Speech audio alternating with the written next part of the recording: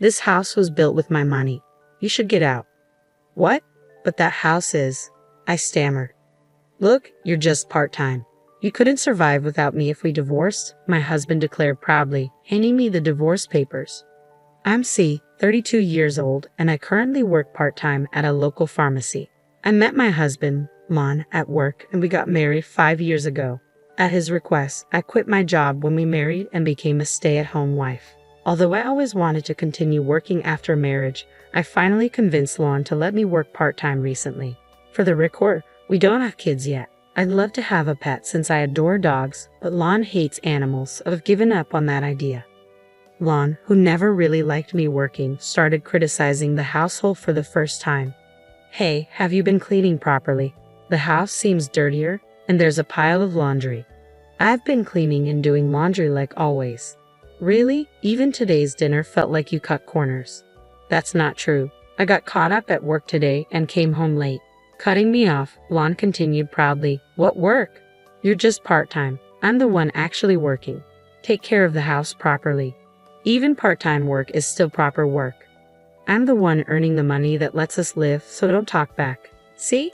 I'm right. You have nothing to say." Lon has always had a high sense of pride and probably dislikes the fact that I'm working part-time. He started looking down on me because of it, constantly bragging about how we can only live this way because of his income. Even if he's the man I chose to marry, being belittled for working part-time every time is really frustrating. Recently, Lon managed to take a day off after a long time, so we decided to visit his parents' house. Despite his annoying recent behavior, I was excited about the outing. Little did I know it would turn into the worst homecoming ever. When we arrived at his parents' home, they warmly welcomed us. That night, after finishing dinner cleanup with my father-in-law, I went to the living room and found my father-in-law fresh from the shower. My husband had apparently gone to shower as well. The atmosphere with my father-in-law, who had been cheerful until now, felt heavier than before. "Callie, I heard from Lon that you've started working part-time." "Yes," I replied, sensing a bad feeling. "Is there a problem? Is Lon not earning enough?" "No, it's not like that at all. I just like working." "Is that so, Ron? You can't even manage the household and you still want to work part-time. You're just burdening our son." "Exactly," he continued.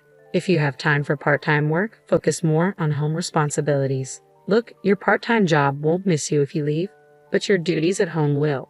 Lon works hard, and you don't feel ashamed of doing this?"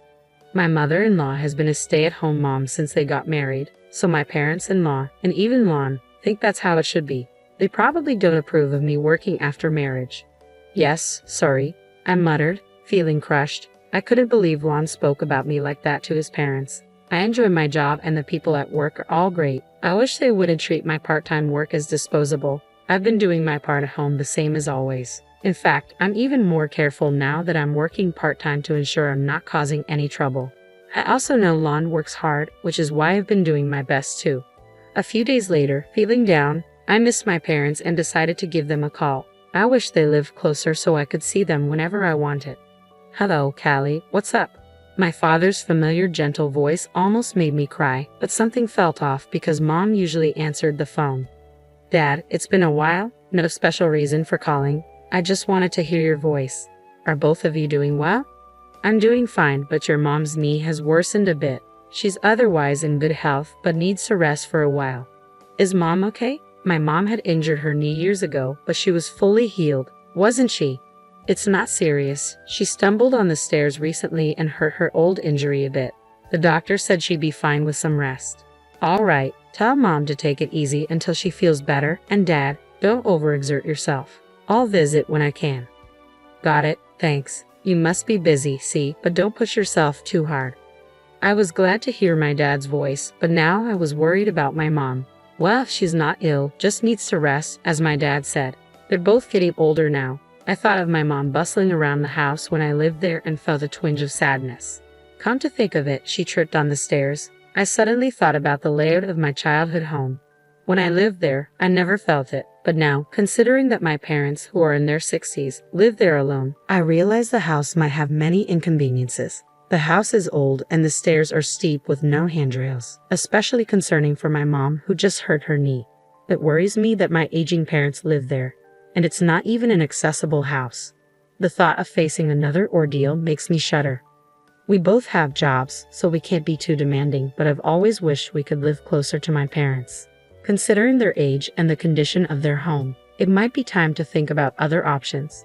I decided to use this opportunity to build a new house for them. Truth is, I have some passive income from real estate that was handed down from relatives.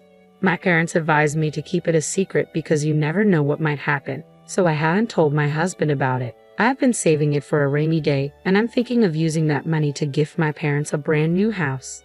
I feel so happy to finally give back to my parents who have raised me. Though it's my own money, making such a big purchase isn't something I can decide alone. I immediately consulted my husband. Lon, my parents are getting old. This could be a good opportunity for us to help them. He agreed more easily than I had expected. Really? That's great, thank you. I was a bit surprised as I thought he'd say no. Well, I'm not sure if you working part-time can actually pull this off. See, you're silent again. Can you really do it? I can, I replied. Do your best then. I was happy he agreed so quickly, but the way he belittled me for working part-time honestly made me angry. I thought my part-time job had nothing to do with it, but arguing would be a hassle, so I ended the conversation. The next day, I began making arrangements for my parents' new home. From then on, everything went smoothly with the contractors. My husband didn't seem too thrilled about it, but he didn't say anything, so I didn't dwell on it. Then, one day, I noticed a significant amount of money missing from our shared account. It had been a while since I checked the bank account, so I updated the passbook. I had no recollection of withdrawing $5,000 this month. It must have been my husband, but for what? I'll ask him as soon as he gets home tonight. When he got home, I asked him about the missing money. Hey, I updated the passbook today and noticed $5,000 is missing from our living expenses account.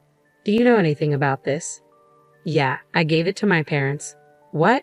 Why? They seem to be struggling financially. We had some savings, so I thought it would be fine.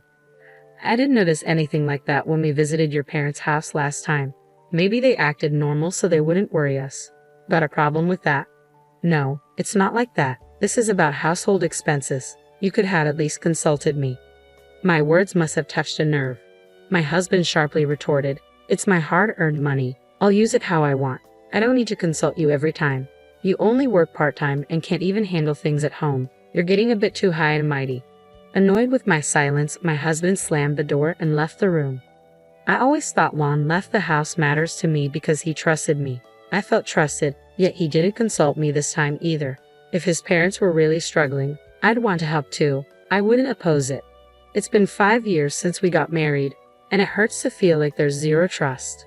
Things have been awkward since then, but life goes on as usual. We've had our share of fights in these 5 years. This time, too, things returned to normal before we knew it. I did wish he'd apologize, but I didn't want to ruin the mood, so I stayed quiet.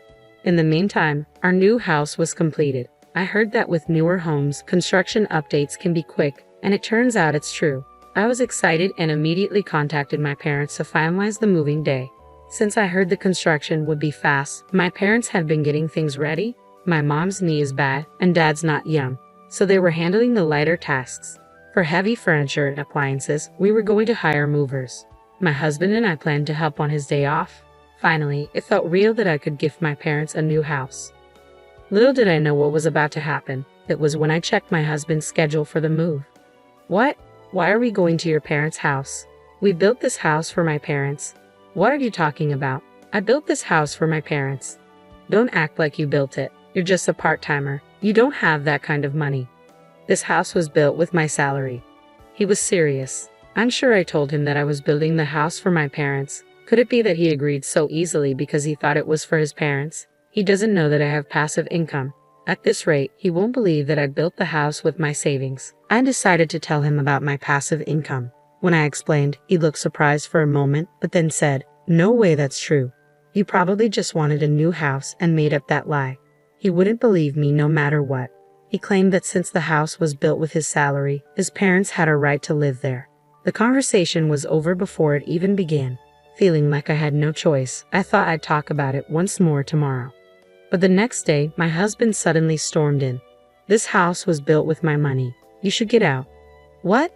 But that house is. I built that house with my savings specifically for my parents. Being told to move out all of a sudden really put me in a bind. Well, you're just working part-time, so you wouldn't make it without me if we got divorced. Divorce? Out of nowhere. I couldn't grasp what my husband was saying. Smirking, he handed me a pre-filled divorce application and left for work with a smug look on his face. My husband has been belittling me for so long. He probably never thought I'd actually go through with filing the divorce papers. He might think he's intimidating me, but I can make it without his income. Fed up, I filled out the divorce form and submitted it. I packed my bags and left the house, heading straight for my parents' home. They were surprised to see me, but once they heard the story, they welcomed me warmly. I moved back in with my parents and everything was set up sooner than expected. We started living together in the new house. I was a bit concerned that I hadn't heard anything from my husband, but since I had already filed for divorce, I decided not to worry about it. A little while after I moved in, an unknown moving company showed up. Upon checking, I found out that items were being moved in under my ex-husband's name. According to the movers, my husband and his parents would be arriving soon in their car. They were planning to move into the home where I live with my parents without even asking. We may have been married once, but we're divorced now, so he's a stranger. Moving in like that without asking is both unbelievable and frightening. The movers were also confused. After talking with my parents, we called the police. The police confirmed that since the house was in my name and we were already divorced, his entering the house could be considered unlawful entry. When my husband and his parents arrived, they were visibly shaken to see the police. His parents seemed clueless, but my husband finally seemed to understand the reality of the situation. "What is going on, Juan? Explain yourself," his parents demanded.